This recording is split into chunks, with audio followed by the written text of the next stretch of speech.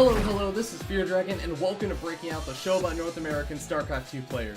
Here on this show, we take a look at an up-and-coming North American talent.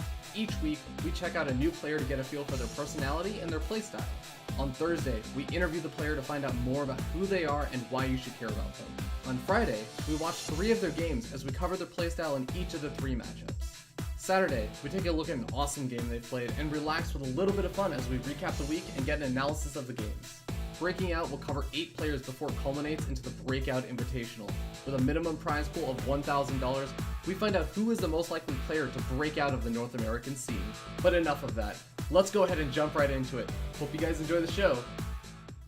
Hello everyone. Welcome to Breaking Out, the show about North American StarCraft 2 players that you need to know about. Today on the show, we're jumping into the analysis segment with Team Gravity's Kreos after witnessing that awesome game of the week. So Kreos, how are you doing today, man?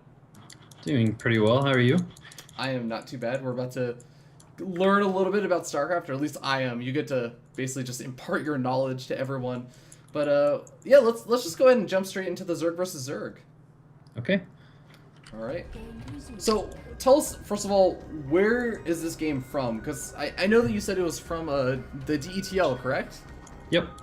It was in the DETL playoffs. We were against Complexity Gaming. I think at this point, Hendrillus killed 2 of our players. Mm-hmm. So we threw me in against him to see how that would go. So kind of hoping for the best at this point. Yeah, for sure. And I gotta ask, man, for this specific matchup, like the map and everything, Polar Knight, it always is one of those maps that I see constant, like, early game Zergling, Baneling, Roach aggression. What were your plans on this map? Yeah, the idea on this map, it's actually a really good Mutalisk map. I'm most comfortable as Mutalisk, I'd say. I've been starting to really work on Roach vs. Roach, but I would much rather have myself in a position where I'm Muta vs. Roach or Muta vs. Muta. It's a little bit hard, especially against players like Hendrillus, who like to do, like, you know, +1 carapace mass Baneling attacks. Those are really hard to deal with, and a third behind it. But if you do get Mutalisks, you can see that just the structure of the map, it's very long from your natural to your third base, which means you can get Mutas, Zerglings, all that kind of stuff in between the 2 base, and it's hard to cover, you know, the horizontal distance with Spore Crawlers. You need a lot of them, so it makes it pretty strong for Muta versus Muta play. Yeah, makes sense. And so one kind of difference between your 2 openings is I believe that Hendrillus gets like a slightly earlier gas geyser. It Yep. seems like doesn't make a huge difference in the end all be all of the game, right? Yeah, it's something that I see right here, and it's very important to know where your gas is compared to his. Generally, if you're a Zerg player and you see that he has a faster gas than you, that means you have to really be careful. He can be potentially going Banelings really quick and doing an attack right as your Baneling nest is coming up. That's pretty scary. He actually pulls off gas, which is why the game actually equalizes later on, but this is a kind of greedy play by him. Like, it hatch first into quick gas, has a lot of trouble against like early pulls, but I don't think he was expecting me to early pull, and I was kind of afraid he was, so that's why I went 15 pull first. Hendrillus is kind of a hard player to read. He's just capable of doing basically everything. Yeah, and I would actually, because he is actually another player in Breaking Out, and he's kind of said that he likes to prefer to actually read other players rather than to be read, I guess. So I guess it makes sense. Exactly. And this is just lazy by me, losing this Overlord. That's actually a pretty big deal, because you'll see that right now I have money to be making drones. In response to that, I drop a Spine Crawler. Whenever you lose an Overlord like that, it makes his pushes that I'm not sure if it's coming or not. He's actually just droning and taking a fast layer, but from my perspective right here, I see nothing. I haven't counted his drone count lately. I don't know if he has, you know, all I know is he has a Baneling nest, and everything else is potential death for me right now. So yeah, he does a good call. Like, on most players, you'd expect to see a push like almost immediately, but he actually just plays greedy behind it, knowing that I have to play scared. So that little poke up I did saw that he does have all of his gases. He's starting a spine crawler. He has banelings. It's highly leaning towards Mutaplay right now, and his gases and Lair, I'm sure of at this point, are all ahead because of that Overlord kill. So the small little things in Zerg vs. Zerg really kind of change the tide pretty quick. Both of us know from this point the goal is get a third and try and deny or pressure the other person's third and just kind of be as cost efficient as possible with the Zergling Bane fights that are going to happen. But we're both well aware of what each other are doing at this point. Not because either of us have directly seen a Spire, but this is how Spire vs. Spire plays out. Okay, and basically you're saying that you're not really concerned about a big roach attack or something. Absolutely not. Just from the way he could have technically had it, but just from like a stylistic point, when I sent the Zerglings up his ramp and Banelings were already ready, as well as the Spine Crawler, you don't really need the Spine Crawler if you're going roaches. Yeah. But here we're just trying to do our best to be as cost efficient as possible. I mean, we're probably pretty even. Yeah, Unitas has it as dead even, basically. And this is about typical of a Muta versus Muta. But you can see that because of his little extra greed, he's a full Muta ahead of me on gas. And then some, like a meter and a quarter, which is, it's not impossible to overcome, obviously, but it certainly helps. Yeah, definitely. Would you say that like that single Mutalisk, I guess, becomes easier to overcome as time goes on, or is it kind of harder? Yeah, whenever you have Muta versus Muta, this is a really important time because both of us have Overlords on the map. Mine are actually a little more aggressive than his, but the first person to get the Mutalisk out, his are starting right now. The first person who gets the Mutalisk out gets to claim all of the map. Like, as soon as those Mutas pop out, he can run all the way up to, all the way up to here with the Mutas safely because he knows he has them out first. Yeah. And clear every Overlord. Like, if he gets all 3 Overlords, then my production is halted by 300 minerals. His are still going. Like, it's just a great spot for him to be in. Unfortunately, he did lose. I got the better of him on the Ling Bane in the middle of the map. Yeah. So I now have a huge Zergling lead, which means that I can force his Mutalisk to stay back if I play correctly. So that should be my goal right now, knowing that I have the the Ling advantage. Okay, cool. So you're going to try and play a little bit more, I guess, evasive then, to try and keep his Mutalisk on his side of the map. Are you concerned about losing these Zerglings, or you're pretty much just saying I'm probably going to lose them in exchange I want for to keep them. Okay. I want to keep them as much as I can because if I lost all these Zerglings to that Baneling, for example, I don't actually remember exactly what happens, but if I were to lose all those Zerglings. Okay, so that helps a lot. Now I know for sure that I'm super far ahead in Zerglings, and this is an actual advantage that I have. Yeah. It means that I can kind of run around him, but that's I can't take any direct engagements. The Zerglings are faster than the Mutalisk, so I can pin him back in that way, but I cannot directly engage the Mutas. I know that he has a gas lead. Okay, and I also have to ask a bit about, I guess, producing Banelings versus Mutalisk. Like right now, you know that you're down on the Mutalisk count. You're a little bit like further behind, just in even when you started them. So you have this Zergling advantage. Do you feel like you ever need to make Banelings? Because that is gas that you could have used into Mutalisk, right? Yeah. As long as I feel like I have the Zergling advantage, which I still feel I do, and according to the supplies I do, then my goal is to spend all my minerals on Overlords and drones, and all my gas on Mutalisks. If I lose the Zergling advantage, then I have to start producing Zerglings again. But as far as Banelings go, you want to have a couple spread out. Like I have 2 in my natural, or my third base.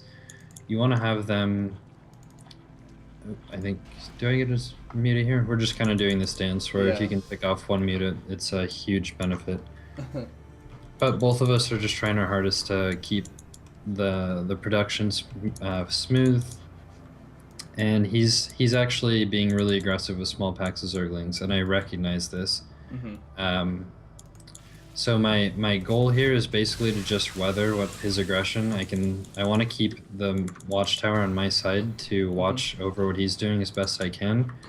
And then I made the decision that, okay, I'm just going to play defensive. I'm going to try and drone as hard as I can. And otherwise just weather his little Zergling counterattacks that he's sending around the map.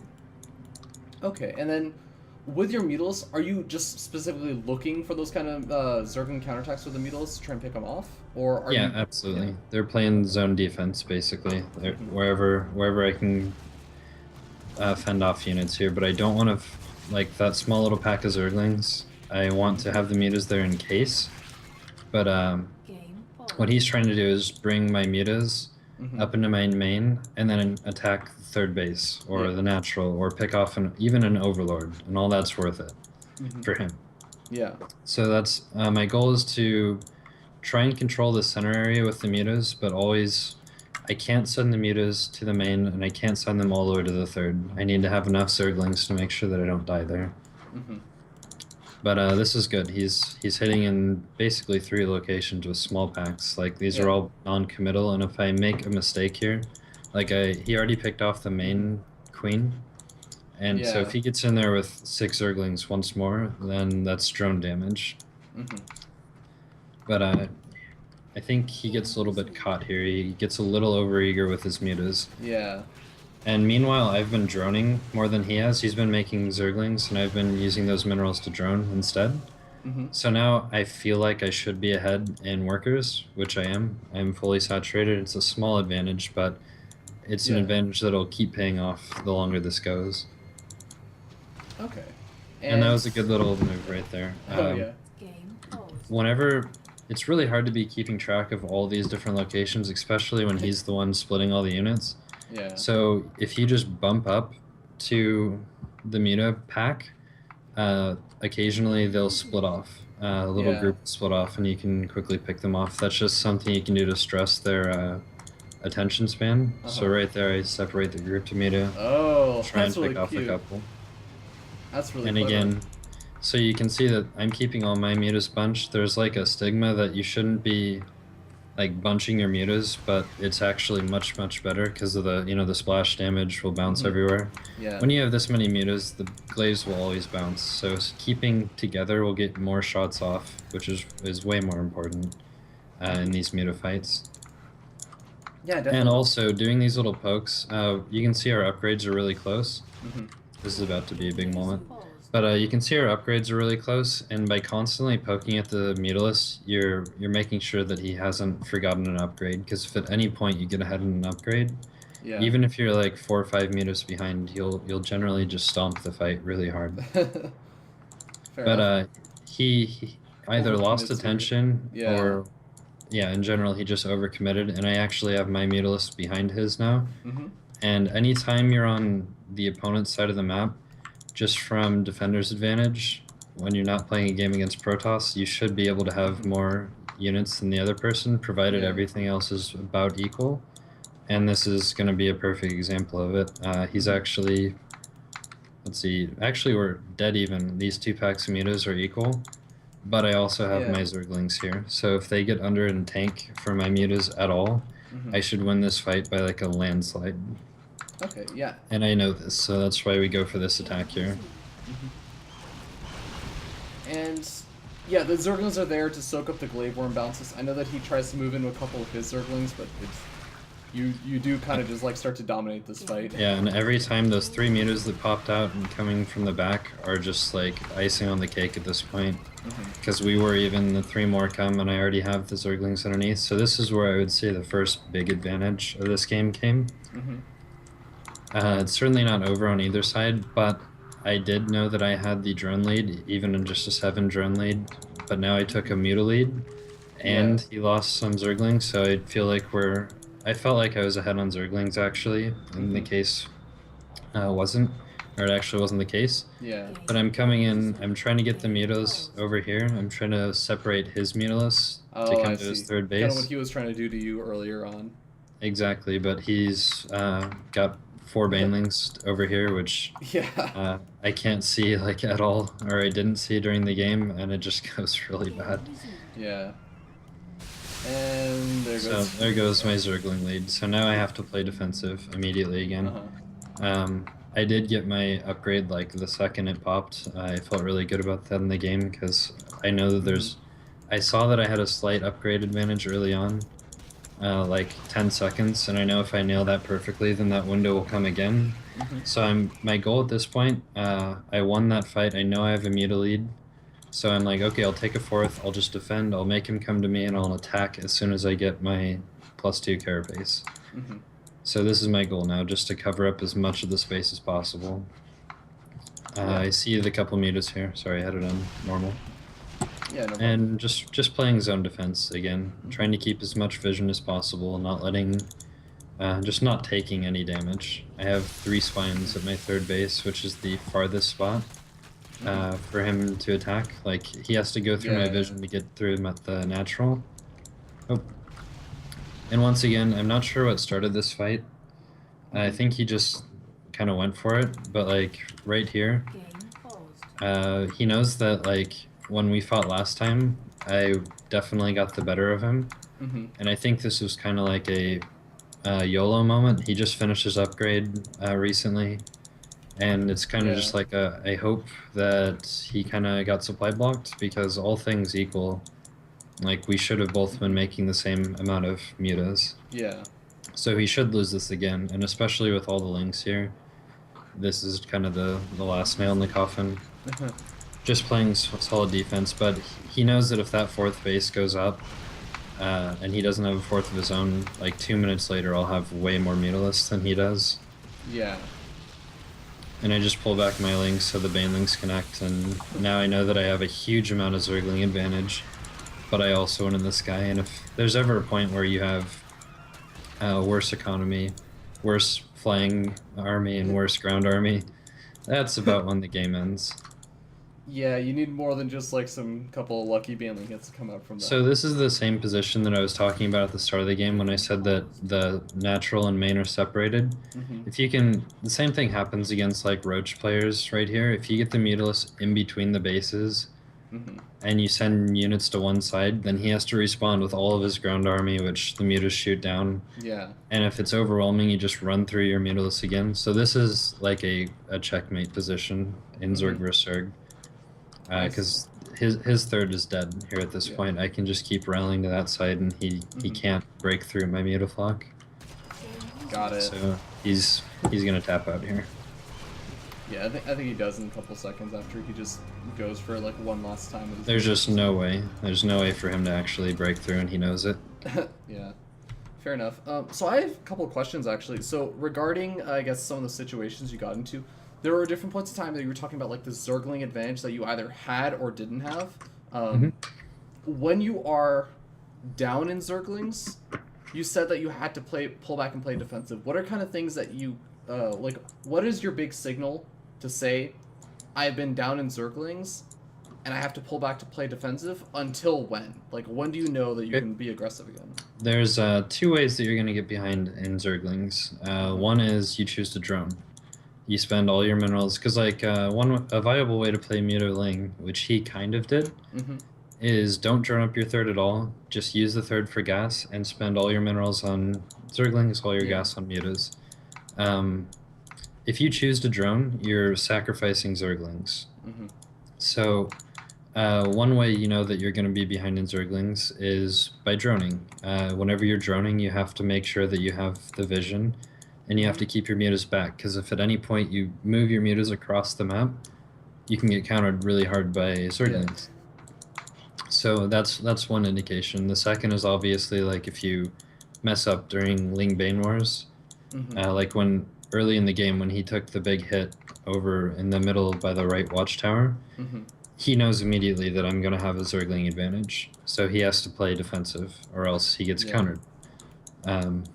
Yeah, so those are the 2 ways you know. And then to the second part of the question, I guess, when do you move out?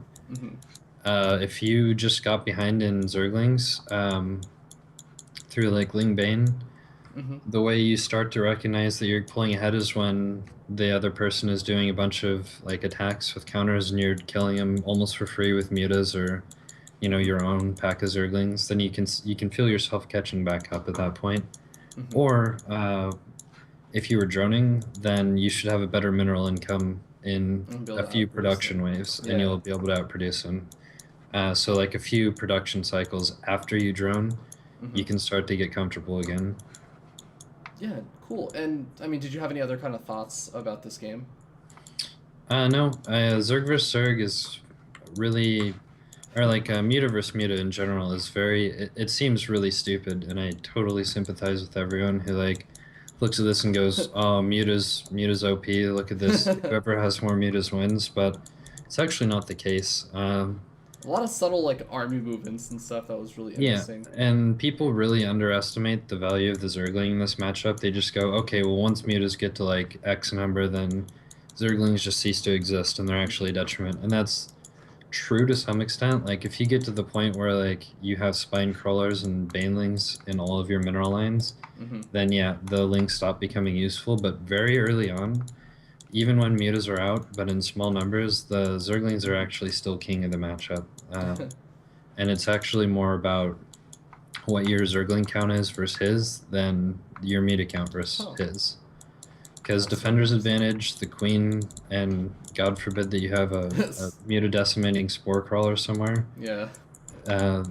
Those actually make the muta count not as important. Like, as long as it's within, like, I don't know, 20%, probably 10-20% of the muta count, Defender's advantage should be okay.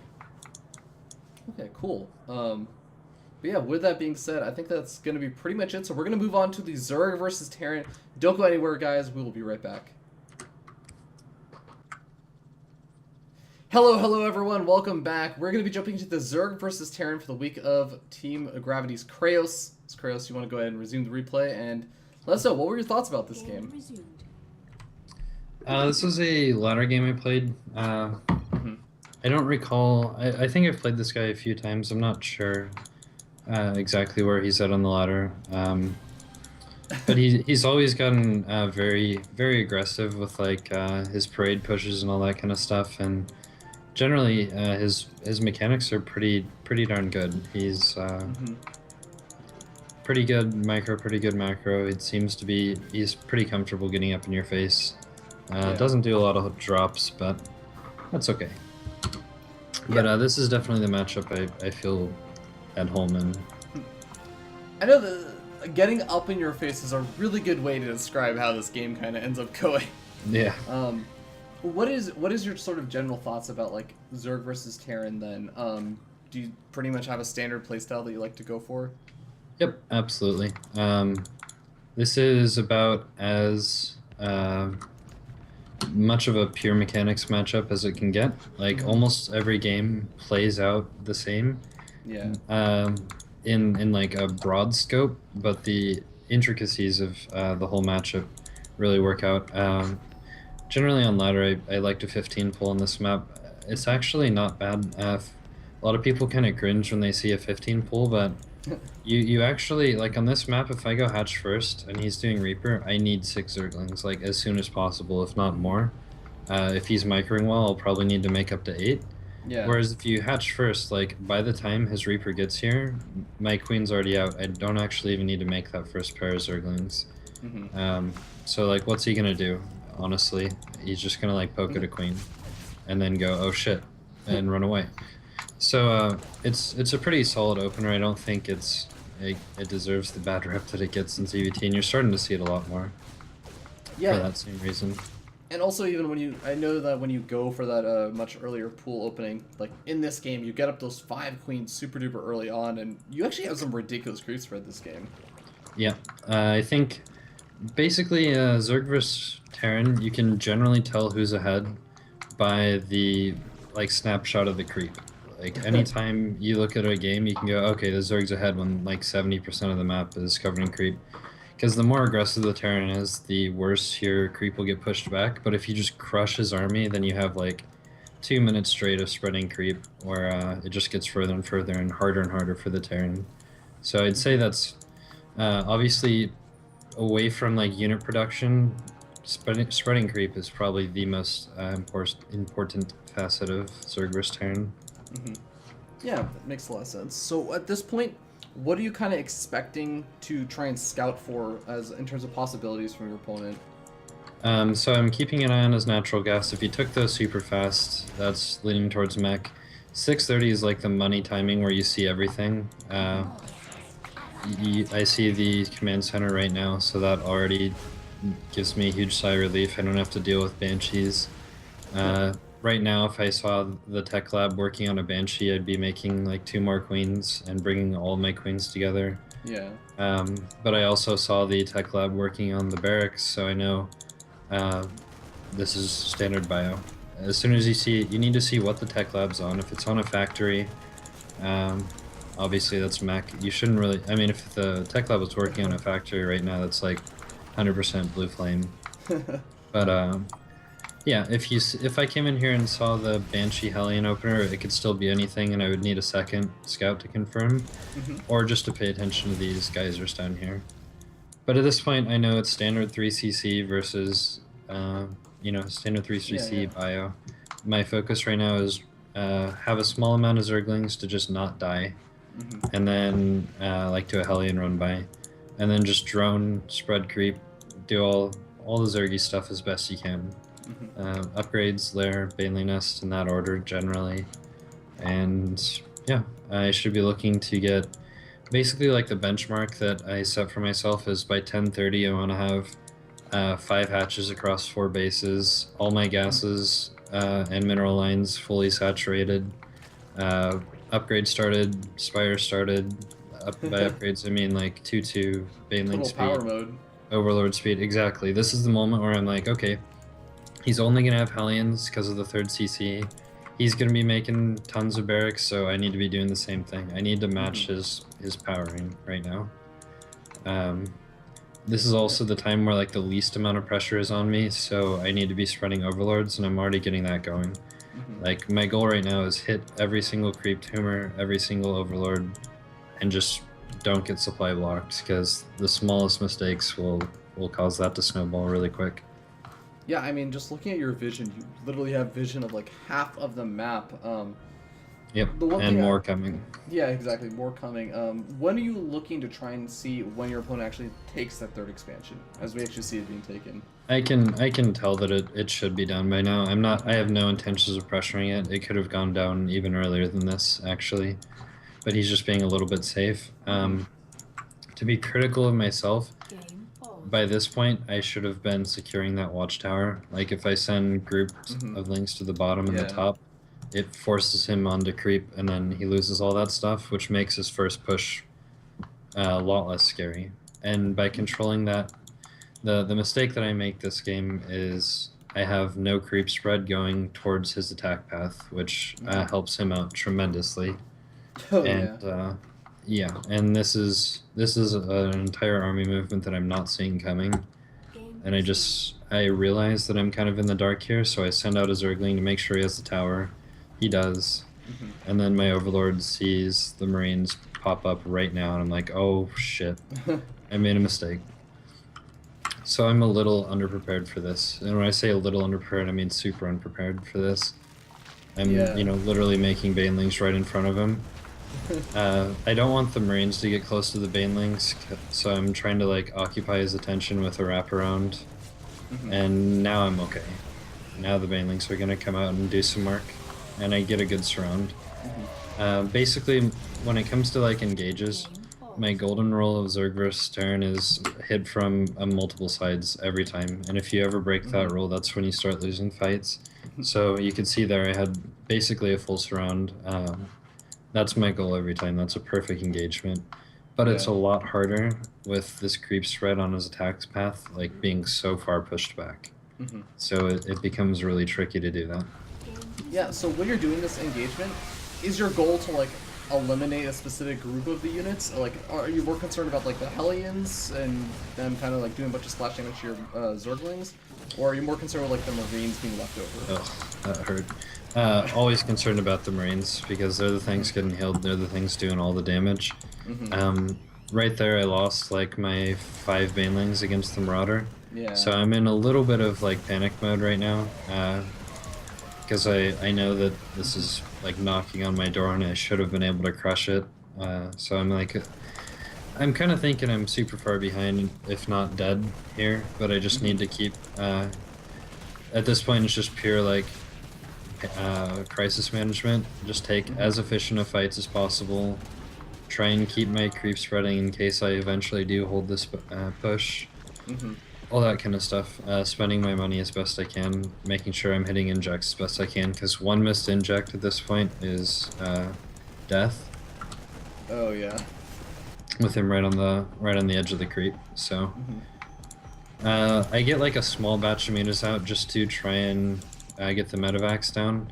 I drone a little bit greedily here, pretty greedily actually, but this is just again declaring like if I hold this I'll be in great spot, so I just need to keep taking as best of engagements as possible.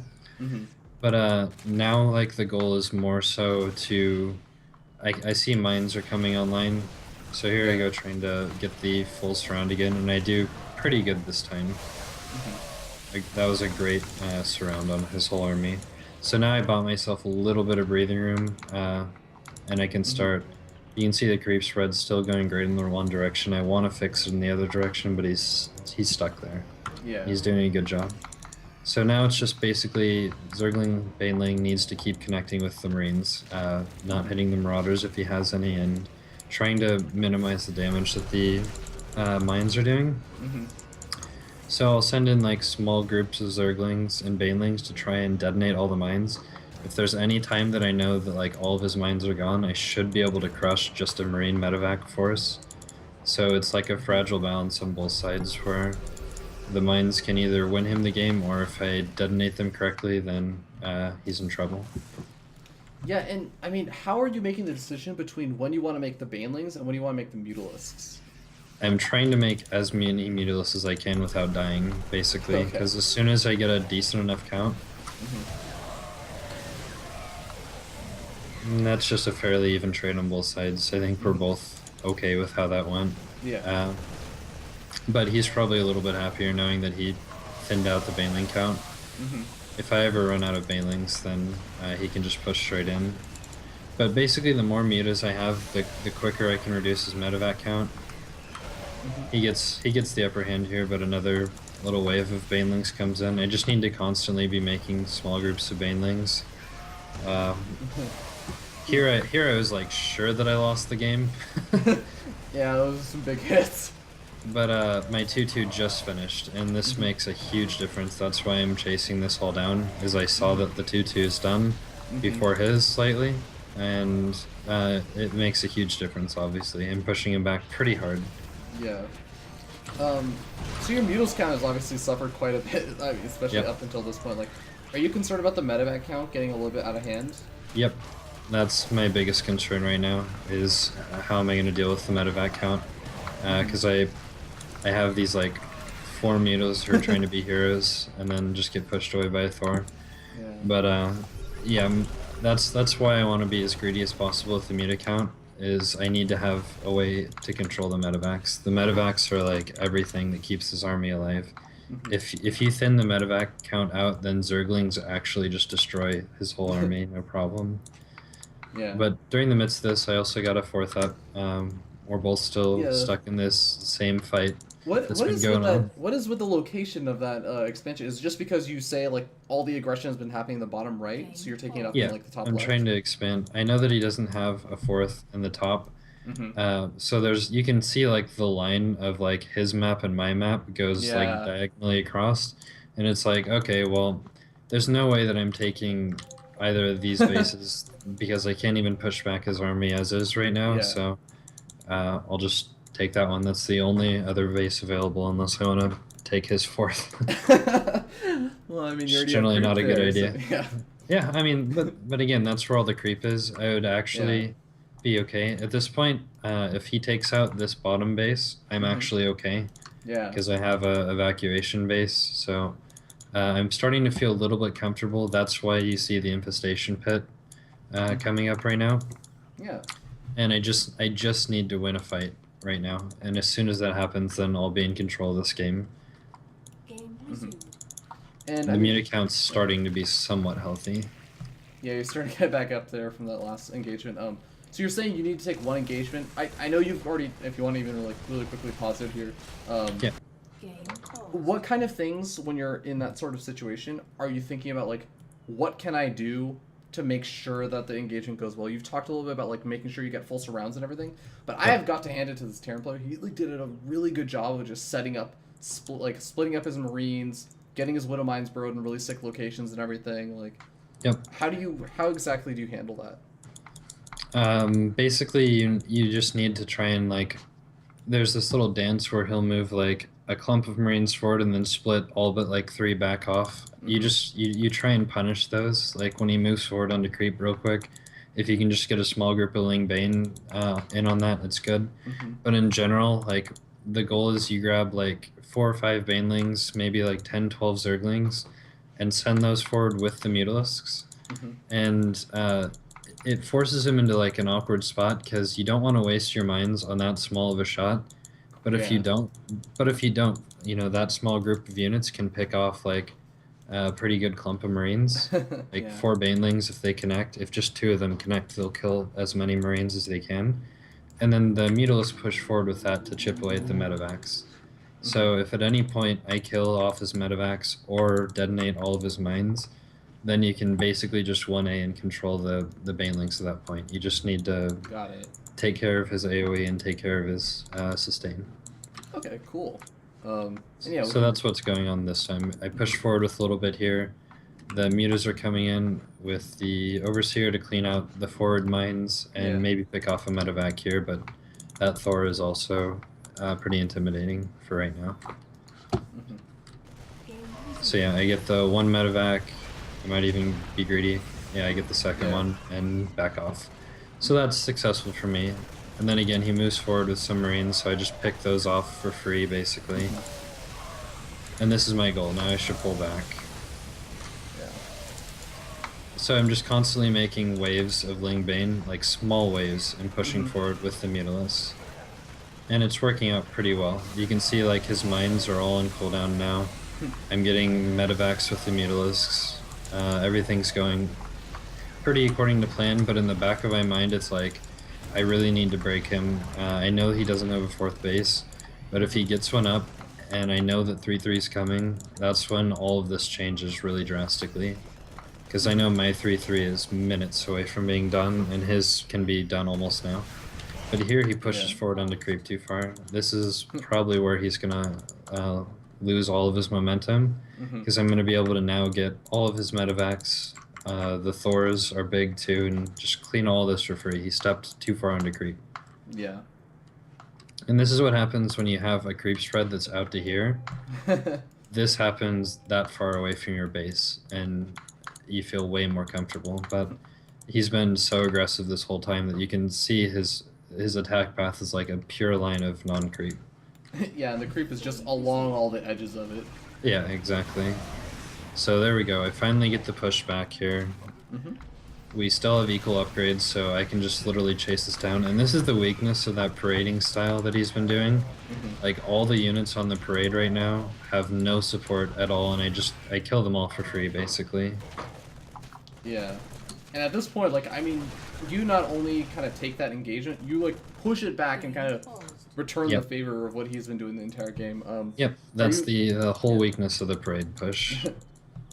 Okay, so you kind of knew, like, as soon as you had pushed it back, like, outside of your 3rd expansion, that you were like, okay, I can take this all the way to his side of the map, probably. Yeah, exactly. So my goal here, I don't want to just attack straight in the mineral line. If I push all of his units up to here first, then he has no support for that 3rd base, and then I cut back towards it, and it's a really strong move. It's similar to, like, the position in the Zerg vs. Zerg game, where I get in between the bases and then I attack whichever one's weaker. It's really powerful.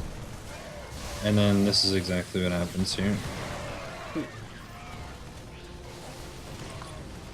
So I push him back, I get a small detonation of Banelings. That's always good, it feels great. Yeah. But yeah, now I'm in between his bases and taking care of SCVs and his army. So at this point I know that I should be way ahead. I have 5 bases to his like 2.5 base economy now. And I see this like random command center that's just kind of a little bit lost. Oh It yeah. doesn't know what it's doing, so I'll just go pick that off now. But now I know that I'm in like as commanding of a lead as possible. Until the 3/3 pops, I'm like king of the map right now, and I just need to not let a 4th base establish too hard. Yeah. Even if a 4th base does establish, I know that I've gotten at least a good enough army advantage to take care of his army for the moment. Yeah. So I'm not worried about dying anymore. I'm more worried about like, okay, let's keep trading. Let's not get him too comfortable. Let's not throw away my mutas, because you can pull a revival at any point and like lose the game if you fly over a bunch of mines. Yeah. But a lot of when you're the Zerg in this position, I don't like my vision isn't great. I can't tell that I could actually just like crush this army hilariously bad right now. If I did know, I would just go do that and the game would be over. But like in this position, you've been like spend 19 minutes of like back and forth slugfest. So I'm like, the whole where am I at in this position? I'm like, I think I'm good, but you know, you don't want to pull the revival here. So what you do with your maxed army in Zerg, because Zerg will usually get maxed ahead of the Terran in this matchup. Yeah. It's what you do with your army that you really have to make yourself trade well when you're maxed, so that you're not just like throwing packs of units away for free, and then you both end up maxed and it's harder. So the goal is basically to split off with mutas and zerglings, and at home mass more banelings, so that if he pushes into you and you're countering with zergling muta, you have a lot of banelings to just crush it on creep. That's like the idea. So I'm making a huge mess of banelings. I'm countering with the zerglings up here just to try and get some damage done, because I know I'm maxed. Yeah. So it's doing pretty good work. Not as good as I would have hoped for, but good enough. And then seeing that his army's not too big, I started to make a push, but then again I'm like, I don't know how far back this is spread out here. It's actually, again, still I could have crushed this, but in my eyes, he could have had units all the way back behind the brush. Yeah. So again, I'm just doing the same thing. Bam, I'm maxed out at home. I've got my banelings, keeping the zerglings, and I'm just countering with my small packs of zerglings. And I have to ask, like, I mean, totally understand he had really shut down your creep spread along this attack path for a lot of the earlier game. After you had finally kind of cleaned up a lot of that, was it on your mind at all, like, to try and reinitiate creep spread at that point? Or because I know that that's like obviously an APM taxing thing to be like, oh, well, let me just like drop a bunch of creep tumors and start spreading creep over there. Yep. Was that like a priority for you, or did you feel like APM wise other things were a higher priority? It's absolutely a priority. I think the problem was he kept parading across the middle there. Yeah. My creep queen is way up here. So I'm like, it's hard. I'm like spreading down now from that like cluster creep is starting to head down. So that's my goal, is to link that again. But like, it's real annoying when you lose your creep queens, because it's like 300 minerals that you don't want to spend to get them back. Yeah. What I should be doing right now is like taking my 3rd and natural queen, because they're both a little over on energy. Starting like new queens there and having those two starting to spread the creep back up. But yeah. I'm really just trying to like capitalize on this momentum that I have right now, and just not let up on the gas pedal. Like every time I'm trading anything, I'm getting like zergling for SCVs, I'm getting zerglings for marines. Like anytime I'm trading right now, I know that I have the better end in the long run. Yeah, makes sense. So yeah, this is the moment where I'm trying to break him. I'm not quite able to do it, just barely. Yeah, Marines are pretty annoying against Mutalist, especially when they have 3/3 finished up. But like the supply is so in my favor, and I don't really realize that in game. It feels like I'm pretty far ahead, but I don't realize the extent I'm ahead. But I'm keeping his 4th denied, and I know that he's got to be like totally dry, because if I'm dry in my main and almost my natural, he's got to be bone dry in his main and natural at this point. Yeah. So if I'm able to keep him off this 4th base, it doesn't matter if he has 3/3 and I don't. I'll still just win the fights. And there's not too much to say at this point. There's no point in overanalyzing, because I'm actually really far ahead. I just don't realize it. Uh, the kill move for Zerg vs Terran is to beat an army though and camp his production at the same time. And I think the game ends that way. So again, like the mass banelings at home plus the that was a good little split off there. The massing banelings at home and then countering with Lings and Mutalisk will always kill the Terran if you get into that position and you win the fight at home. Gotcha. So I actually do want to ask, in this game, we don't really see you transition out into like Ultralists and stuff. You have like the 3-3 on the way and everything. Yep. And it makes sense, because you were talking a lot about that kind of momentum that you're continuously trying to keep up and not really letting up on that kind of aggression. Yep. So when is a good time to try and do those sort of transitions? Because you're inevitably going to be spending a lot of resources trying to make that transition, and you will have to let up on the aggression a little bit. Exactly. Anytime like the game is super even, generally if you're behind, you don't want to invest in tech. Generally, if you're ahead, you try and kill them. A lot of times on like Frost, for example, you get into situations where it's like 5 base Zerg versus 4 base Terran, and both are afraid to actually attack. Those are great times to be attacking forward pretty aggressively. Like on Frost, I'll generally like get a infestation pit after like 10-12 mutas, just so I can start the upgrades, if not a Ultra Cavern first. But generally I like to stay on Mutaling until I see an advantage, and then go Ultra. Gotcha. Okay, that's fair enough. Yeah. All right. Well, I think as you were saying, like you pretty much just end up moving in over here because you're maxed out. You're building up your bank and everything. And I think in like a minute or so, you like just crush this army. Yep, and like I said, if I had known the actual sizes of the armies, this could have happened a long time ago. But games like this, both players have this like feeling that the other person's always maxed out, and then you fight and you're like, oh shit, that was easy. But yeah, I'm setting up kind of like the kill move here, with the Ling Bane and Mutas up top, ready to dart into the production, and then just lots of Banelings at home. Like I have 47 Banelings right now at home. I like how you took one of his fourth expansions. It's just like, again, it's like I can't expand to the bottom right, so I might as well, right? So there we go. That was a little too fast. Sorry. Yeah, no worries.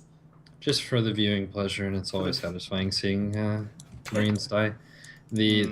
I see that he's gonna move in here. I just immediately dart in with my Mutaling right there, and then I'm just like, okay, just have to surround him with all these Banelings and fuck Marine mines. They're just dead.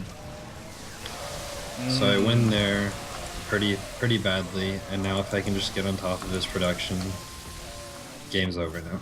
Yeah. This is the checkmate move against Terran. Well, GG, well played gets called, and honestly, I've already kind of asked most of the questions I had. So, did you have any kind of final summarizing thoughts about the game? Nope. This is just kind of like a pretty good example of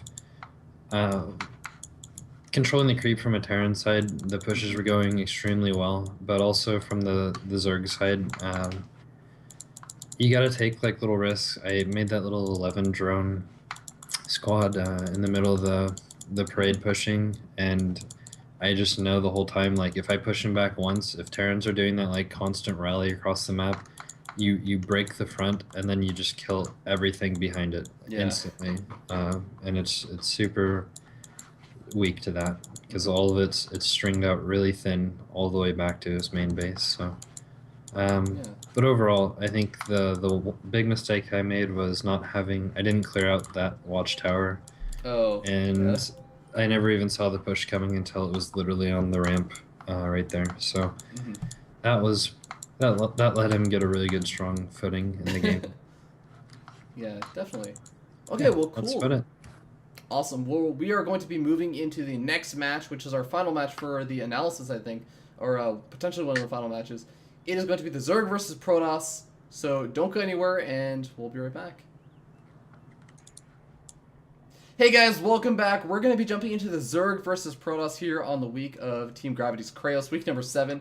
So Kreos, Zerg versus Protoss, I know that you have told me during your interview how much you love this matchup. You think it's Oh, yes. every matchup should be like this. Mm-hmm. What was going on in this game against this barcode Protoss player? Century Immortal ones, they're pretty good. I think it starts off with, it's the typical SAN 4-gate into Century Immortal. It's super hard to, like, the two-pronged aggression is really hard to find a right drone count, whereas like a Forge first Century Immortal, you know exactly how much you can drone. You just like make only drones up to that point. You can generally get like Hydraling out, and it just stomps it if you see it early enough. I think Forge first all-ins in general are just kind of like, they're really comfortable for Zergs. So I think this like two-prong type all-ins or just gateway all-ins in general.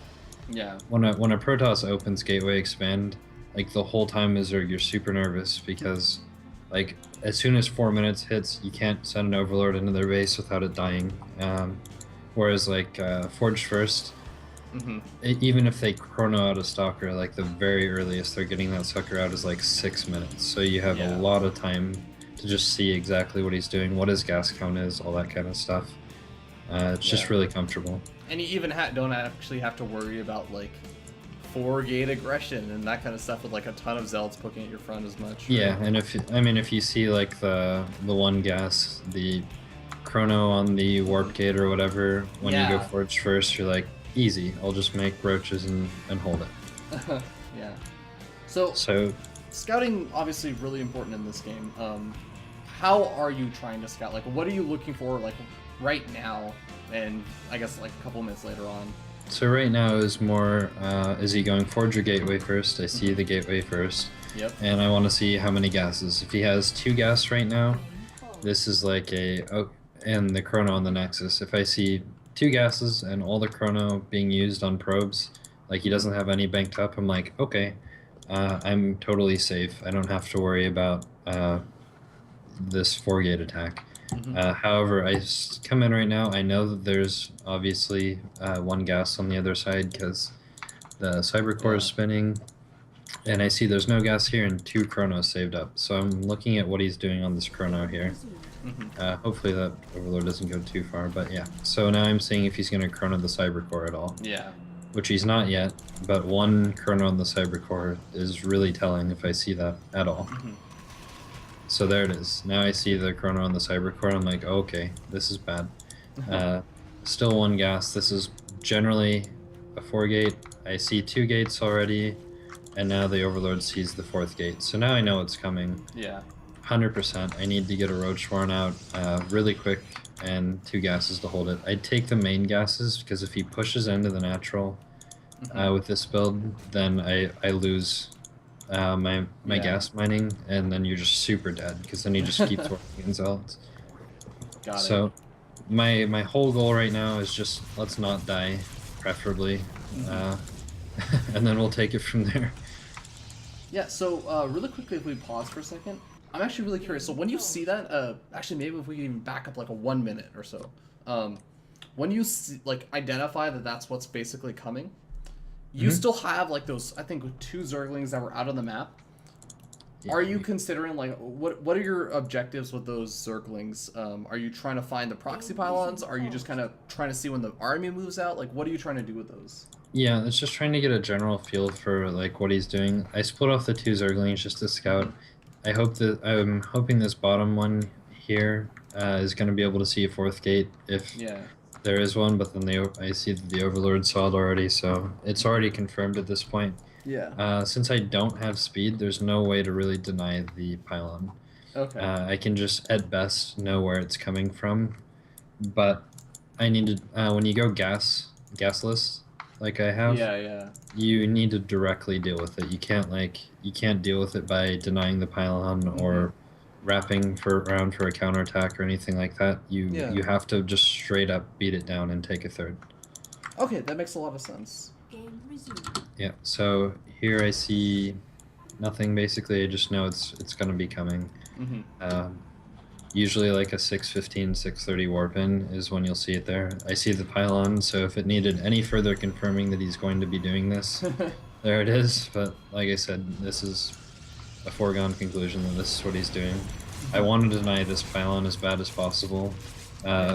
Those 3 queens will kill the mothership core if he wants to try and defend it, so I'll take that trade if he's wanting to do that. But this pylon is way too dangerous. If he's able to warp in right there, that's super bad for me. So I at least get the cancel off there. That'll delay it at least 1 warp in. But he like immediately puts another pylon up that is out of vision right now, so that's like depressing. I could have denied that one too, but oh well.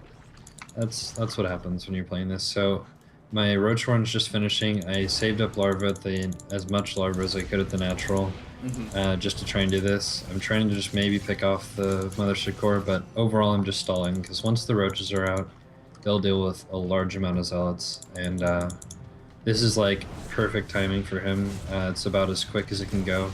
I want to snipe the mothership core as quick as possible because it's just a nuisance, and then get the roaches down and just kite the zealots as best I can. Yeah. Sorry. How many drones? Because I know that's always something that is a concern when you're literally fighting in your natural expansion, like in the mineral lines. How many drones would you say like you feel comfortable losing and still being okay after this kind of stuff? If I get the mothership core and if I get all these zealots, I'm fine with losing like 6 to maybe 8, but like preferably at this point I can see the situation that probably not 8. I can see that the mothership core is gonna die. As soon as that thing's dead, I should be able to just kite with roaches. That time warp's in a really annoying spot though. If it was even slightly further up, it would have been perfect, but it's going to be hard to micro back and forth on both sides. But I can use the mineral line to my advantage.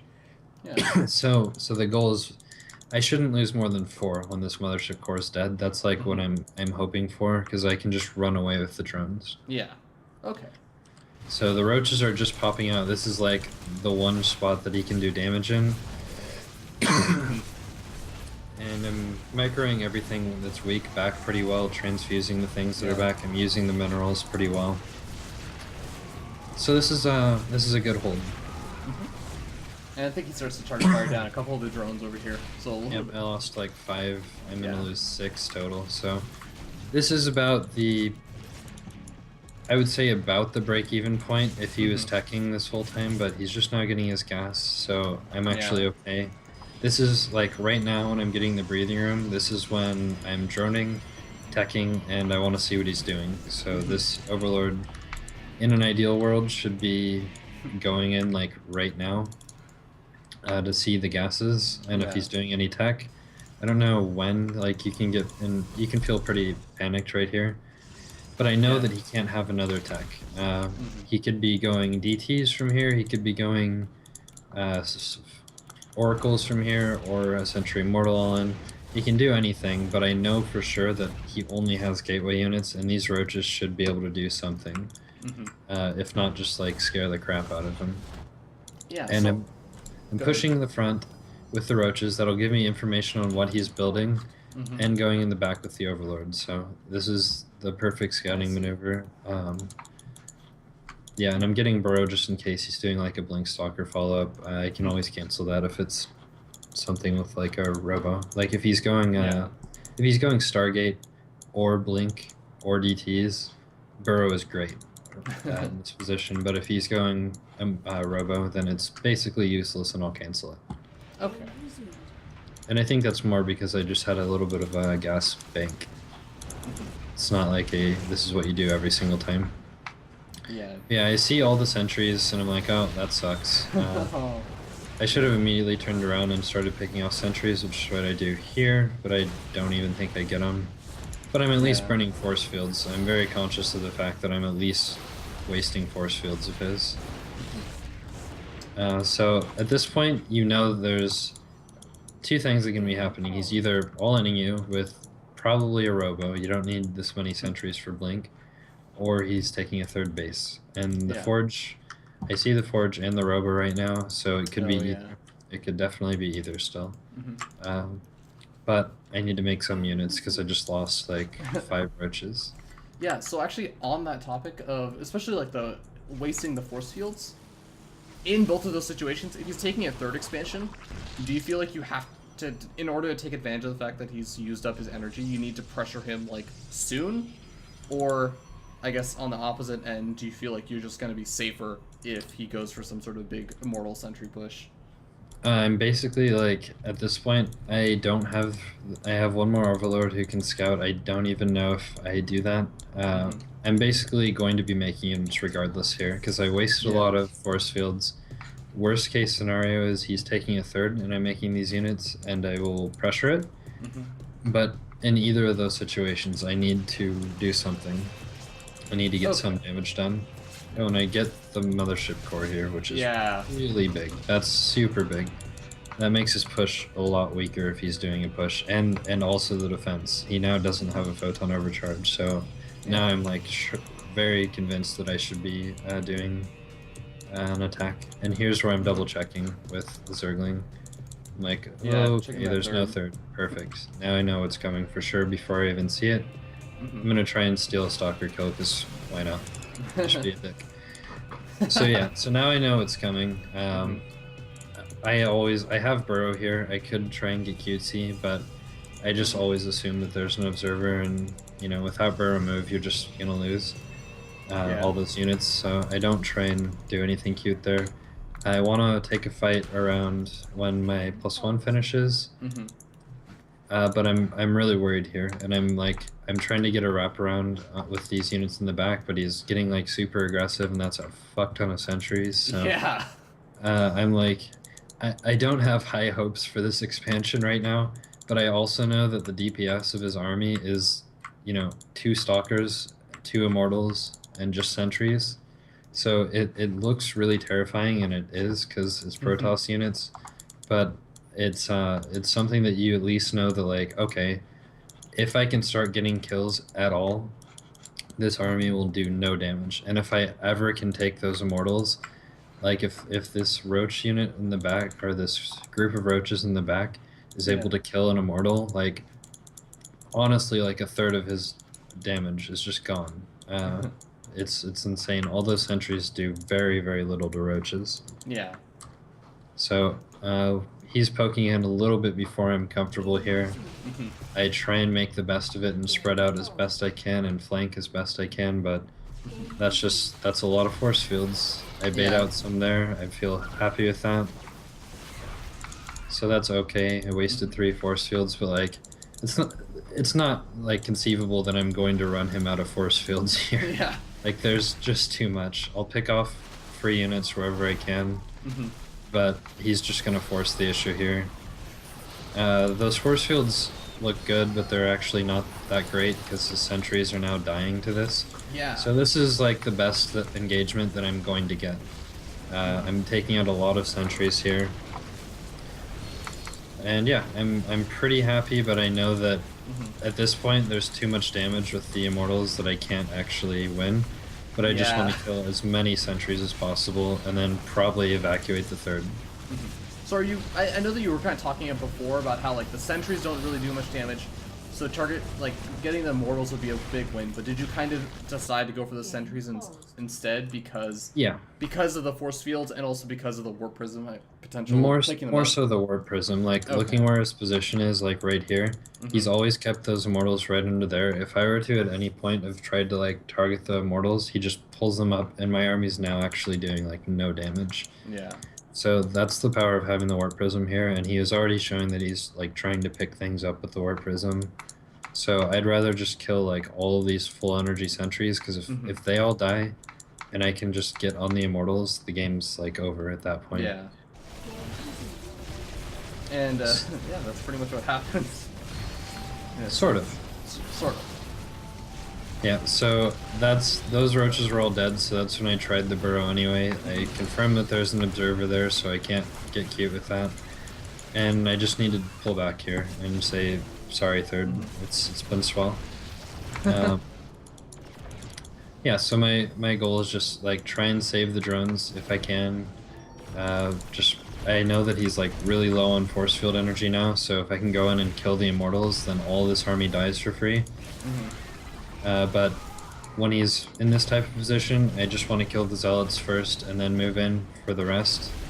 So yeah, try to go for the immortal there, and that's what happens to your army. So I just go back to trying to clear out his wall of zealots, basically. And as soon as those are gone, then I can at least start trying to do damage to the units that matter. Yeah, and I'm sure that you've kind of, like, by this point been saying, like, look, you killed off a ton of his sentries, and he's still warping in more sentries, so he's probably not teching up behind this, right? There's no way he's transitioning when he's still warping in sentries. And, like, look, that Overlord sees that he's still warping in units. There's no third attempt. There's no way he's spending money on anything but units, so, like, this whole time I'm just like, if I can just get one good engagement here, I can at least get this back into a macro game. He feels a little confident here. I don't know either, but he feels pretty confident. Well, so here comes even more sentries. Like, this is just a bad decision. Like, if these were all stalkers, he has like what, 1, 2, 3, 4, 5, 6, 7, 8, 9, 10, 11. Math on stream's good. 16. Yeah, so he's got like but in his like main army, he's got like 11 sentries with like probably 15, 16 force fields amongst them. Oh yeah. Like, that group of units back there could have been like 3 stalkers or 4 stalkers, and he would have had way more DPS in his army. But as it is, like, if he force fields all of my roaches right now, the only thing shooting over the force fields are 2 immortals and tickle bones. So, like, that's okay for me as long as I have a big enough range of, like, a big enough spread, which I'm going for right now. Yeah. If he had stalkers behind there, then he at least has more DPS. So I get myself really backed into a corner, and these are like as perfect a force fields as you can get. And that went as poorly as possible for me, but you can see the DPS he has is so bad that I'm actually going to win this fight. Like, against all odds, I'm going to actually just get enough units to kill all the sentries, because the zealots die and he has nothing to tank. Yeah. So there we go, one immortal's down. I'm going to start targeting the second here. Oh, I actually got it. So now all the DPS from his army is gone. I see that he loaded up his sentries, so like I immediately pull back all the roaches that I can at the top of my ramp, so that he can't force field off that area, and that prevents that, because if he starts warping in there, it gets real annoying. But now I'm like, okay, let's clean out all of his pylons across the map, let's get my third back, let's start teching to something that can beat immortals, which is hydras. Mutas would be an okay spot here, actually. I think that would be a totally fine transition. But I end up going for the hydralisk. My goal is basically just get up a hydraling army to attack when he takes the third, because both of us are going to run out of bases here. I just want to keep his third from existing. Yeah, makes sense. And I mean, once you get obviously stop that third, is there like a certain like weakness point that you're looking for? Are you concerned at all about him just playing maybe a little bit too greedy? No, because I'm keeping units in front here. Oh my god, what are those roaches doing? They're asking to get like 1 force field to pop. That's terrifying. So like the weak point, I don't even remember that I had Burrow. That would have been nice to use, because he doesn't want to make observers right now. Oh yeah. But his weak point is going to be his weakest point will be when he invests in a third, and it's like 10 seconds from done, because then he's not getting any return from his Nexus yet. He's invested in the Nexus, and yeah, that'll be like my money time to hit. And he can get a pretty good spot to attack on this third base. Yeah. So I'm already starting the hydraling. I know that he's trying to take a third, most likely. Like, continuing to all-in off of here is just going to get him killed. And he just runs for it, because there's no way he can beat that army. So I just want to keep delaying this. I know that he doesn't have a third yet. He had to recall to his natural, so I'm just going to go snipe the third and run away. Which works perfectly. And again, I know that I still probably have a better army, because he hasn't gotten to build anything, so it's like, okay, come at me, I'm fine with this.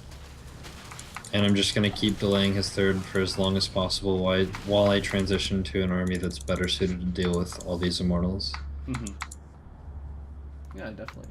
Um, when I was about to say, like, when are you kind of thinking about grabbing those 5th and 6th gas guys? Just because I know that you're starting to get up like a pretty scary army at this point.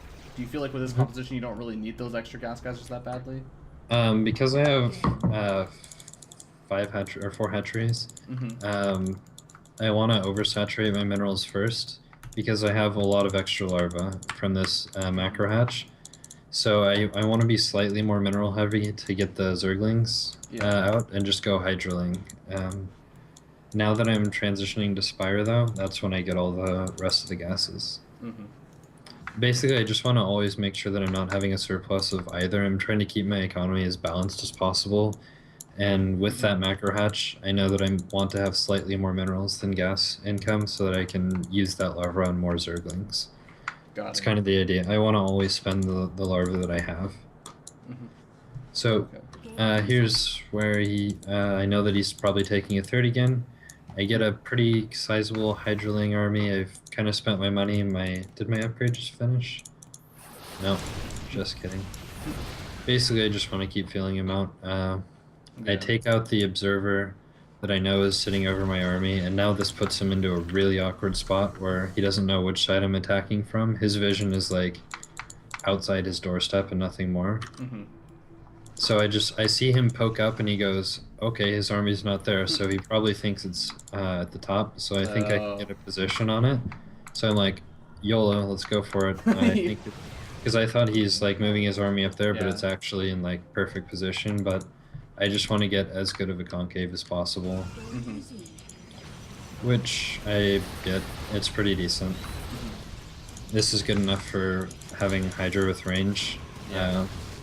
If I can cancel the third again, which I'm using that group at the bottom to cancel the Nexus, then I'm in great shape still, even if I lose this fight.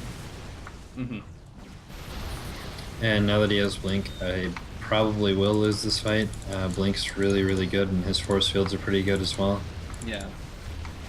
Once all the roaches are gone, then I die pretty bad, but again, I know that he doesn't have Colossus yet. Just as in literally there's no Colossus in front of his army. Nothing like not scouting, because he does have a Robo Bay, but he's just trying to not die right now. So I'm just gonna make only Hydroling, just pure Hydroling until I have a Spire. I can go Muta if I want. I can go Corruptor if I want, if I see the Colossus pop out. So I just need to like make Hydroling until something tells me that he's making Colossus, which will basically be when I see a Colossus. But I know I could cancel his third. I have a fourth base up now. I just need to keep making units, making Hydroling. It should beat everything until he gets a decent Colossus count out. Yeah, and I have to ask, like, you do have a handful, as we see the immortal drop kind of happening over here. You have a handful of these Zerglings mixed in to your army. I think it's just like, what, 19 Zerglings or 18 Zerglings now. What exactly is the purpose of those? They're a buffer for the Hydralisks. Hydralisks are glass cannons, basically. They do a lot of damage, and they die super easy. I think I get the immortal drop here. This Ward Prism, if he keeps it alive, is a huge threat, because it makes me have to split my army up, and it's buying him a lot of time as well. Like, I want to be...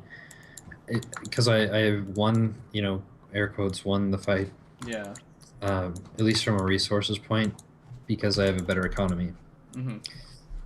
But as long as he has that Ward Prism back there, I have to keep some units at home. Yeah. So I can't be attacking him and still winning fights at his third. As soon as that dies, though, which I believe it does here, now I go, okay, now I can attack. The front's safe now. I can attack the front. So in my mind, this should be like a killing blow. He couldn't have more than a Colossus or two. And I have like a pure Hydroling army, which just shreds gateway units. Yeah, and this is a pretty scary moment for him, as you have like all these Hydralisks and Zerglings running into his third. And he's a little out of position, so this should do it. I'll just snipe down the Nexus. Even if I lose my army now, he has to be dried up, because I am. So, like, even if I lost this fight, that's it. Yeah. Alright, GG gets called. Well, effectively gets called. Ghost GG gets The called. Ghost GG. And The LOL was a typo for GG earlier on. it was. He just wanted to see how it would play out afterwards. Absolutely. But yeah, that is going to be it. So did you have any kind of closing thoughts? I think I asked most of my questions. I don't know. Zerg vs Protoss, I'm kind of a little bit lost in. All my decisions are pretty poor compared to the other matchups. I end up getting myself stuck in like Hydra-esque pushes all the time where like I'm like, okay, got the Roachling, I'm gonna hold this off. Okay, now I'll go up to Hydra. Oh fuck, he's going to Colossus, I better make Corruptors. And then I'm like, how did I do this to myself again? Like, yeah, I know that Roach Hydra Corruptor is terrible, and yet I still find myself in that situation a lot. I end up like changing my style up way too much, but overall, it's okay. Like, I don't think the matchup's imbalanced, obviously. I've said that before. yeah. However, it's certainly, I feel like a little bit harder to be the Zerg detective than the Protoss crime committer, so. Alright, well that is totally fair, but with that being said, that's going to put an end to the analysis segment. We're going to jump into our final segment, which is going to be the arcade segment. So don't go anywhere, we will be right back. Hello everyone, welcome to Breaking Out, the show about North American StarCraft 2 players that you need to know about. Today on the show, we're moving into the awesome day with Team Gravity's Kreos as we jump into something a little bit less than usual. Normally we jump into a pure CTF segment for this section, but today, we're doing Imba League, and with me, I have Brandon Mutarin. How you doing today, man? Pretty well. So this is the first time I've played StarCraft since the last one I've helped you with, so it should be pretty sweet. I'm nice and ready. I haven't played Diablo though, so my fingers are all nice and warmed up. Alrighty, and then we have, of course, T-Bats. How you doing today, man? Good. I've also been playing Diablo.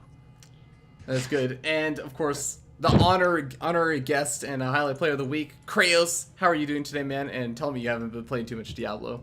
Good. No, I haven't been playing casual games like that, so we're pumped full of Monster Energy. Freaking casuals. Yeah, exactly. So rude. Get out of here. We're about to play a seriously competitive game of Imba League. For those of you who don't know what this is the same map that is used in a lot of those Huxley StarCraft videos, where basically you just have a bunch of random effects. So right now you can see a bunch of different things that are on the screen, like all stim, all hugs, all banelings. Basically, we've turned on a couple of these. We've turned on all stim, so every single unit in the game is going to have a stim pack. We have also turned on all supplies, so there's the maximum supply count is not 200, it's much higher than that. And we have, oh man, what was the last one? I think it was all range, so every single unit has the same range as Colossus, including Zealots and Zerglings. And probes. And probes, and drones, and I guess everything, yeah. So, here's the thing, guys. We basically were deciding what should we do. We decided, okay, let's do a 3v1 against Kreos. So we're gonna do a 5-minute no rush. Okay, I don't know how we're gonna determine 5 minutes. We might just have to go like by this timer and calculate out 5 minutes ahead. And the other idea is that a lot of us are off racing, just to make up for the fact that it's gonna be really weird because Kreos is playing against 3 of us. But yeah, it should be fun. So are you guys ready? Yeah. Yeah. Always. Let's do it. Alright, it's getting started in 3, 2, 1, go! Alright, 3, 2, 1, It was like... go! That's like, no, wait. You guys aren't moving. Alrighty. Oh man, somebody's spamming so hard. Listen to that. The person with actual APM, you mean? Yeah. Oh, that's not me. 20. Oh man. Oh, I haven't cheetahs. played for a while. I'm Try tapped spam to warm up here. Alright, so Hey, what you if... should- Can't playing change your Diablo. hotkeys in game. Wait, oh, does it not have your, like, normal hotkeys? Yeah, we're good though. Okay. No, I have a cop out already. Like, that's how good I am at this game. Yeah, it's same. Oh my god, I Yeah, just okay. stimmed all of my drones. It's Ah. beautiful. It looks pretty funny. I Oh can't my stim God. probes. They won't kill. I can only do it once. Alright. So now I know I'm against a Zerg and a Protoss. Good job, guys. That's pretty sick. I mean, you're super. It just says. Oh yeah, I so... forgot to stim, right? Huh? I forgot to do that. Oh yeah. So you said no rush 5 minutes, but the, No the rush game 5 timer's actually Yeah, like... so it's gonna be 14:30 is when we're allowed to do Alright, that. alright. But did you look? I did. Oh my god, drones are so imba for stim? Because they just regenerate their health. Yeah, but that's the idea. It's so gross. Oh man. Best worker. I have such Was. crisp Zerg timings. Oh my god, they go so fast. That's And so- they regenerate pretty quickly. Just oh yeah. It's like by the time the stim is finished, they've regenerated most of the health. This is how you bring back Brood War mechanics into StarCraft 2. Instead of having to restart Giving workers orders. every time, you just gotta fucking stim them. And God help you if like something gets into your drone line with like no health. Yeah, no kidding. Like one Baneling just kills every drone. Oh, my hotkeys are reset too. I didn't change that menu. Alright, I'm gonna test something. I'm gonna Notice see. this range thing. Yeah, that's what I was about to try. Oh, my Oh, drone is... It's not My as drone does not have the range of... Oh! Yeah. Everyone has the equivalent of a Colossus range upgrade. It's not everyone has the range of a Colossus. So everyone Oh. has upgrade from 7 range to 11. So everyone has Oh, plus 4 okay. range. That makes basically. it a little more fair. Yeah.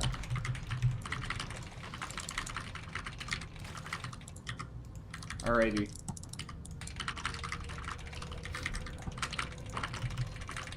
I'm not gonna rush with my Overlord, because that would be considered rushing. I would be breaking the 5-minute no rush pack. Overlords can't leave your base till 5 minutes. No scouting allowed until 5 Yeah, minutes. I guess so. I will retreat my Overlord. Seeing as that's apparently rushing. Well, dude, I mean, what if I was going for fast layer attack? I could be dropping creep all over him. Yeah, he'd be done. I'd be okay with that. I'll be honest. Yeah, you're Zerg. If you really insist. That's what you want to do. Yeah, remember when you like carnival something as soon as the thing you're making finishes? I just had that. It was great. Oh my god. I hate that. 2 Protoss and a Zerg. Hmm. Who's pro? Oh my god. You already knew I was Protoss. It says it up there. Exactly. He's scouting. Well, I've scouted the 2 Protoss. Whoa! I thought we said no scouting. What is Yeah. this? Hacks. Axe. Oh my god, Zerglings. No Zerg. Ah! Ah! I didn't make any Thou units. shalt not see. Oh my god, no, it's past the It's past 5-minute no time. rush thing. Alright, I'll send some units of X kind. He doesn't know where we are yet. Okay, Did you just kill 2 of my drones? Jeez, Ravi, Yeah, dude, they what are got you this. doing? Oh god. I just let you murder 2 of my drones with, like, Zerglings. Zergling Zimba, man. That's why it's called Imba League. It's because of the Zerglings. Exactly. Alright, Overlord, go back to the other side of the map that I just Because sent you. Zerglings are loud.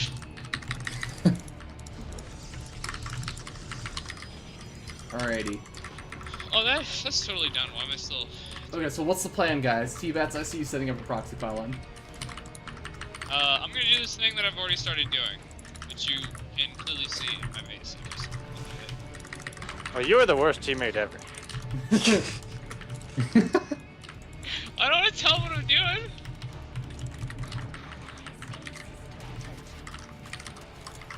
I want new teammates. Alright. He gave away my plan. Yeah. Oh, Oh yeah, I did. he's like, you got a pylon going up over there. I was like, hey, T-Bats, are you about to be aggressive? Oh. I can Oh. stim these? Oh, yeah. Oh yeah, I forgot about Stim. Ah, Zerglings are rage now. I didn't even think of that. It's so gross. What am I Oh supposed my to God, do? disgusting. No!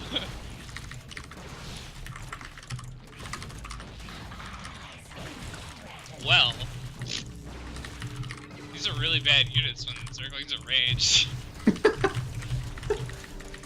I'm regretting my decision. Alright, guys. I'm making the best unit in the game. Oh I man, haven't- this solves all of Zerg's problems. This solves all. David Dude, Kim, Zergs we are figured sweet. it out!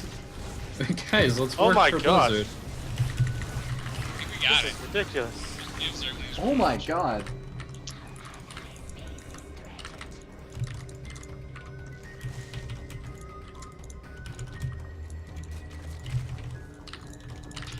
looks so stupid.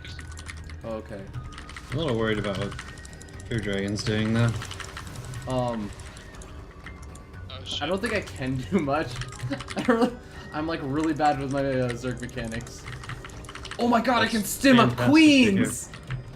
This is brilliant.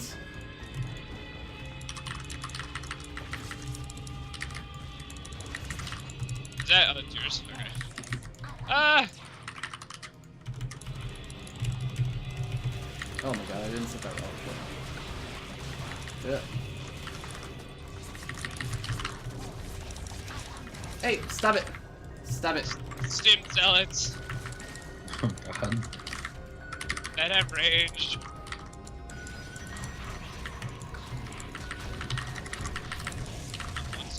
He's like, wait a minute. What are we doing? We gotta group up. Alright, guys. Big army. No, don't group up. You guys are doing great. Jerklingu. That is fun, Jerklingu. You guys heard what happened to the terrible people who grouped up, right?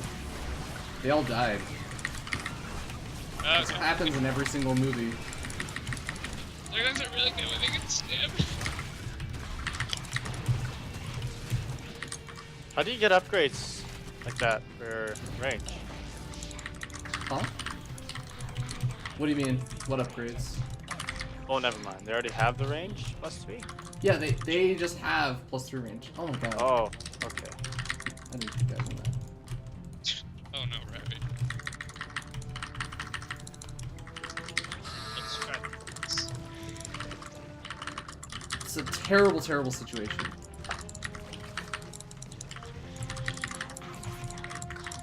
Yeah, it's not the best. Don't worry, guys. Just keep holding the fort.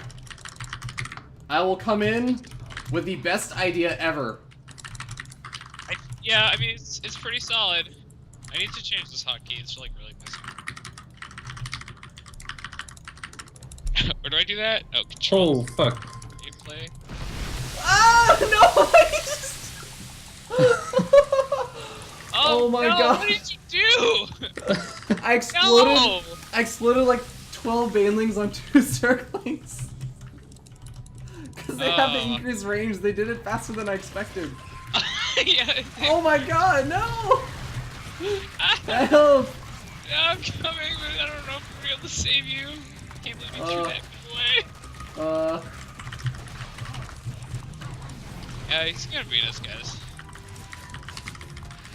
Stim and attack! Stim and attack!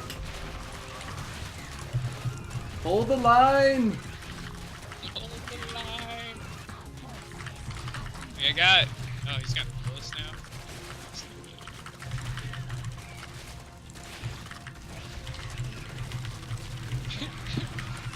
Oh my god, these hotkeys are really messing with me. Oh, Rev, are you just dead? No, I have a third.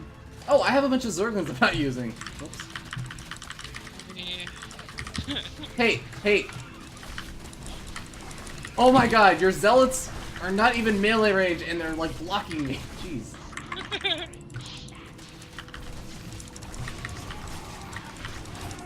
No, stop. Oh. No! Stop wasting my banelings!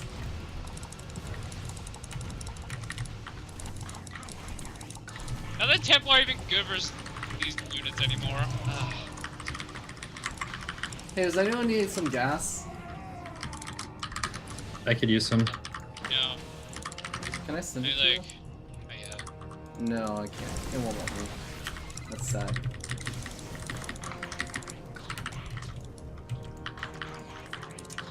I have this bad feeling that Kreos is on like 5 bases right now. Not quite. 4 bases. That's more accurate. Okay. it's just like too many.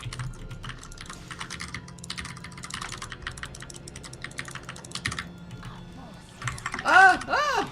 Bro! Oh, that's okay. That's OP! Did you just call that OP? I call it as I see it, alright? David Kim, do something about Zerg. 5 range Zerg can't handle nihilist. it. I'll go ahead and say it right now, are a little OP. Zerg bad now. Ah! Run away, Zergling, no! Oh, That's a lot of Mutilis. guys. A lot of Mutilis with stim, actually. This is a fantastic balance idea. Man, I've been all the time. Pretty much. Oh no, there's Zerglings in your base, Remy! What happened? I had a Zergling ready to protect it! One Zergling. I'm as shocked as you are that it didn't defend. I can't saw believe Life it do worked. it once! He just like randomly holds things off and doesn't lose anything. He just like makes magic happen. I thought that's what you just did. You just aim move and then Yeah, but suddenly you're not defending. life! You don't have magic. Okay. I'm gonna try to Oh no, my larva's blocking a hatchery! It's really good. I need data. Man. Oh yeah, Colossi are good. Drones are fearsome. Drones are fearsome. Is that how you pronounce it? Get out of here. Get out of here, Zerglings.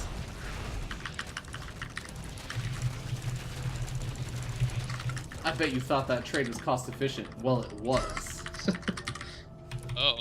Excruciatingly so. Snack talk from Ravi. Because they were stimmed. That wasn't like a regular fight. Could you stop doing that, please? Oh yeah, there's no supply cap. Why am I worrying about this? Oh, yeah. god. So is there- Attack, everyone, attack! Yeah. Making an anti-mutalisk army. Kind of way far Oh behind. shit. Quick! While he has 17 supply at my third expansion that's completely killed me. Go kill him. Man, lucky we have this other guy, because he's like way better than me. No! It's pretty helpful. Get him, guys!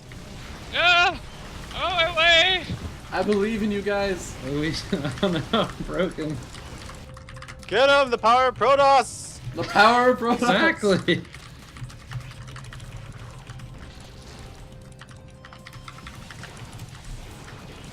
OP toss. David Kim? Question Oh mark? my god. David Kim? Wait, what happens if a Colossus gets range? Oh. Oh, it's a good thing this GG. Kreos guy just kind of got GG. me. Good. Oh shoot, I surrendered! Oh, Does that mean I don't get the victory? I think that means I didn't get the victory. Alright, let me switch my keybinds. We got that easy. Easy. Killing all your stuff, I think it's me against Oh, you man. now. What? Oh, why? Why? I guess this is happening. There's only now. 2 of us in the game, so I guess I gotta kill your stuff. Oh, okay. I think Holy I had a chance to surrender, I think, and I just left the game instead. Maybe a problem. You Yeah. broke the game. Oh, Alright guys, yes. well that is going to be it. Hopefully you guys enjoyed that, but with that being said, we're going to be jumping into the next segment, actually no, we already did the analysis segment, so we're actually going to be jumping into the final part where we're just going to close up the show and give shoutouts, so stick around and don't go anywhere. Hey guys, hope you guys enjoyed that little arcade segment, as I know the Impa League thing, it was an interesting match. It was interesting to say the least. That's one way to put it. That's one way to put it. Well, I mean, we did figure out exactly everything that David King needs to Yes. do to Zerg to balance it, right? I'm sure he's watching. He knows that Zerglings should be able to shoot over force fields, and the game Yeah. will be much more interesting. Exactly, 4 range Zerglings, that's all There you we go. need. And the game will be 100% balanced. Agreed. But guys, with that being said, that is actually going to put an end to pretty much all the stuff for today, and an end to the week of Team Gravity's Kreos. So, Kreos, man, it's been a lot of fun to have you on. Did you have any shoutouts that you wanted to give? Yeah, shout out to Team Gravity. As I said before, they're the reason I'm still playing this game. Shout out to the sponsor team, Android Canada TV. don't really have a whole lot of shoutouts, but yeah, it's been a lot of fun. Shout out to you. You've been awesome. This has been pretty fun, to say the least. So happy to be here, and I think it's awesome you're doing this. So thank you, Fear Dragon. Oh, well, thank you. I am happy to have you on. I've had a ton of fun, especially with you on. I see like a lot of comparisons also between like minus the fact that you're actually a badass at StarCraft. Yeah, I'm of like course. Copper League. But No, man, you almost Yeah. got me. The Zerg versus Zerg. I That know was, that was good. those banelings, like Oh, I killed man. like 4 of your Zerglings with like 8 of my banelings. That might be the one consideration that David Kim would have is it makes microing Ling Bane a little bit easier, but other than that, the four range Oh, needs to God. stick. Are you kidding me? It made it easier. Man, it's so hard. It's just like banelings be like, oh, I can't get close. I can't get close enough. You know, I Oh, gotta my God. wonder though. We didn't really test could- if like the Baneling explosion is like 4 radius No, bigger. no, the Baneling explosions were like melee range because they would Yeah. whenever like I would do anything. So, I think that Baneling explosions are probably like 2 range or something. I'd imagine. Probably. So you Probably could about there. theoretically like maybe attack with a Zergling with speed from 4 Coulda range and surrounded then them move back Banelings. and then move back and like attack and just like kite it like stalkers on Marines. Yeah, exactly. Or you could get like a full surround on Banelings with Zerglings and still survive. Like how ridiculous would that look? Oh my god, that would be beautiful. Yeah. So many great things that we learned today. Exactly. But yeah, that's awesome. It was great to have you on, man. I definitely had a lot of fun. And when I was saying, the only comparisons I meant was just that like, you're a computer science major and everything. Like Yeah. moving out to Seattle. I'm going to Seattle. I'm happy. Oh, good, sick. Dude, we'll totally hang out. All right. Absolutely. Let's open an esports bar and we'll take it over. Take Seattle over together. Sounds good, man. But with that being said, guys, I want to thank everyone for tuning in. I want to also note that all the links that Kreos was actually just talking about, you know, you can follow him at. They're all over in the Twitch chat, twitch.tv/FearDragon64. And if you're watching this over on YouTube, then it's all just down below the video. Go ahead and click all those links and give them a follow. Give them a little love. And yeah, if you guys enjoyed the show, please also consider following the channel both on Twitch and YouTube. But that is pretty much going to be it. Huge shout out to Cybert, who actually did all that awesome video editing for the intro, as well as Minnie Mouse GG, who actually did this whole overlay stuff. I don't even know how to point to it because it's just literally everywhere. It's so amazing. But yeah, big shout outs to them. And if you guys actually do want to help donate to the Breakout Invitational, which is going to be coming up soon, I will be announcing details soon. I promise. Might actually end up doing it during next week, which will be the final week of actually breaking out with Core Gaming's Naya, which is going to be really interesting. He has actually built up a little bit of a reputation in the StarCraft community, so I actually really recommend you guys tune in for that interview. I'm going to try and be as hard-hitting on everything as possible. But yeah, with that I'll be being tuning in. That's for sure. it will be an interesting day to say the least. And yeah, I think that's pretty much it. Oh yeah, so if you want to donate to the Breakout Invitational prize pool, we do actually take donations that goes directly 100% to the prize pool, which actually gets split up amongst everybody. So you're basically indirectly donating a little bit to all the players. Click that link down below that says Breakout Invitational or Breaking Out. It's like a big logo that Minnie Mouse GG actually designed. And it'll take you to the PayPal page. You can donate any amount you want, even if you're donating like $1 or like 20 cents. It totally helps out. So, yeah, thank you guys all so much for tuning in. Hopefully, you guys are having a wonderful, wonderful Saturday. And hope to see you guys on Thursday with Core Gaming's Naya. Take care. Peace.